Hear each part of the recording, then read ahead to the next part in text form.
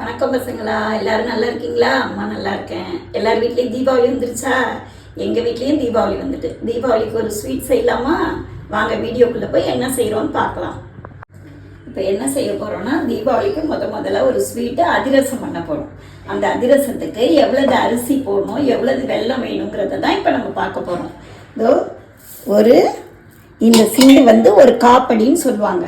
இது வெயிட்டில் சொல்லணும்னா 250 ml 250 கிராம் இருக்கும். இதில் எடுக்கிற அரிசி இது அளந்து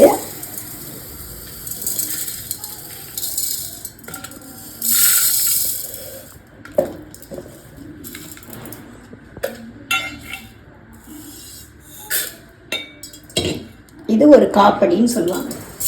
இந்த அரிசி 1 மணி நேரம் ஊறணும். இதை ஃபஸ்ட்டு நம்ம ஊற வச்சிடலாமா? அரிசியை ஊற வைக்கும் போதே நம்ம 2-3 தடவை நல்லா களைஞ்சிட்டு கல்லெல்லாம் இருக்கான்னு பார்த்துட்டு ஊற வச்சிடணும். 1 மணி நேரம் ஊறினாதான் நல்லா அது மாவு நல்லா பூத்து கவரும். இதில் கல் இருக்கா நெல் இருக்கா இதெல்லாம் பார்த்து நம்ம நல்லா 2-3 தடவை களைஞ்சி எடுத்துட்டு ஊற வச்சுக்கணும்.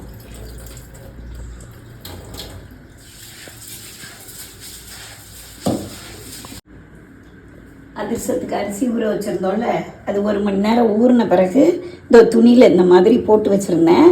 இதை பாருங்கள், ஈரம் மட்டும்தான் இழுத்துருக்கும், அதே சமயம் தண்ணி இழுத்துருக்கும், ஈரமாக இருக்கும். இப்படி இருக்கணும், கையில் ஒட்டணும். இந்த பக்குவத்தில் இதை நம்ம மிக்சியில் போட்டு மாவாக அரைக்கணும்.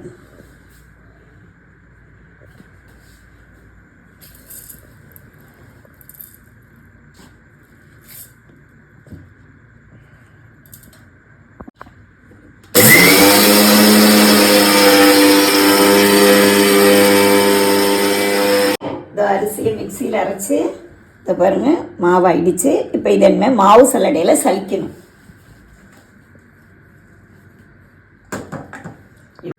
இதை மாதிரி மாவு சல்லடையில் நல்லா சலித்து எடுத்துக்கணும். இது திரும்பவும் நொய் இருந்துச்சுன்னா மிக்சியில் அடிச்சுக்கலாம். இது ரேஷியோ ஒரு படி அரிசிக்கு 600 வெல்லம், 600 கிராம் வெல்லம், அரைப்படி போட்டால் 300 கிராம் போட்டுக்கணும். அதான் இதுக்கு ரேஷியோ.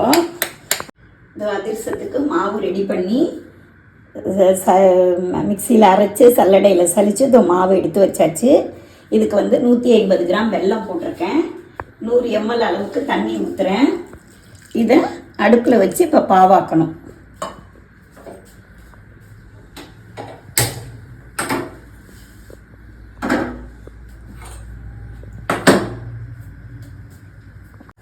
நம்ம எப்படி தான் எவ்வளோ காசு அதிகமாக கொடுத்து வெல்லம் வாங்கினாலும் வெல்லத்தில் மண் இருக்கும். அதனால் இந்த மாதிரி தண்ணி ஊற்றி கொதித்து அந்த கட்டி உடஞ்சதெல்லாம் கரைஞ்ச பிறகு அதை வடிகட்டணும். இன்னொரு பாத்திரத்தில் அதை நம்ம வடிகட்டிக்கணும். வடிகட்டினா தான் மண், தூசி, குப்பை எது இருந்தாலும்,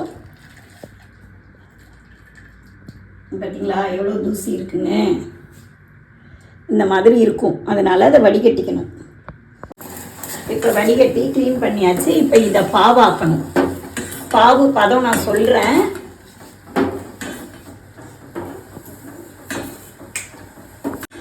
இது பதம் உங்களுக்கு சொல்கிறேன்னு சொல்லியிருந்தேன். வெள்ளைப்பாகு பதம். இங்கே பாருங்கள் வெள்ளைப்பாகு இப்படி இருக்குன்னு. இதை மாதிரி ஒரு கப்பில் தண்ணி வச்சுக்கோங்க. அந்த தண்ணியில் எடுத்து 2 சொட்டு விடுங்க. விட்டிங்கன்னா இந்த மாதிரி இருக்கும். இதை சேர்க்கணும். இதை சேர்த்து எடுக்க வரணும். இப்படி எடுக்க வரணும். இது இப்போ எடுக்க வரல. அப்போ இன்னும் கொஞ்சம் நேரம் இந்த பாகு இருக்கணும் அடுப்பில். அதுதான் அதுக்கு பதம்.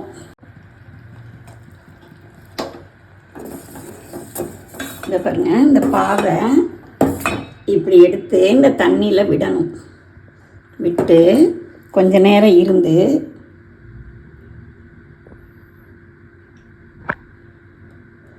இந்த பாவு கரையாமல் இதோ எடுத்தாச்சு பாருங்கள். இந்த மாதிரி எடுத்தால் இது கரெக்டான பதம். இதுதான் பாவு. இப்போ ரெடி ஆயிடுச்சு. இதில் இந்த மாவை கொட்டி கிளற வேண்டியதான்.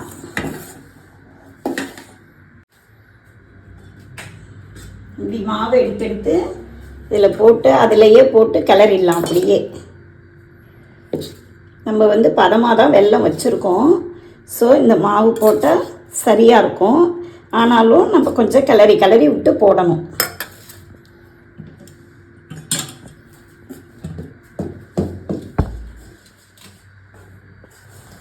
இதை மாதிரி போட்டு கிளறி கிளறி விட்டு தான் நம்ம மாவை கொட்டிக்கணும். இப்போ போட்ட மாவை கிளறியாச்சு. இப்போ திரும்பி இருக்கிற பேலன்ஸ் மாவையும் போட்டுக்க வேண்டியதான். அதில் போட்டு இப்போ நான் கிளறி உங்களுக்கு காமிக்கிறேன்.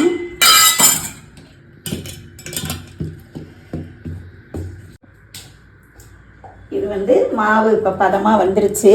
இதை பாருங்கள். இதை வந்து 2 நாள் முழுசாக 48 மணி நேரம் இது ஊறணும். அப்போ தான் இது வந்து கையில் ஒட்டாமல் நல்ல பதமாக தட்ட வரும், எடுக்க வரும், எல்லாமே நல்லாயிருக்கும்.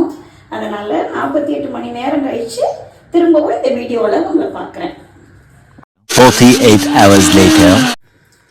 வாங்க பசங்களா, இப்போ அதிரசம் எப்படி செய்யலான்னு பார்க்கலாம். மாவு ரெடி ஆயிடுச்சு.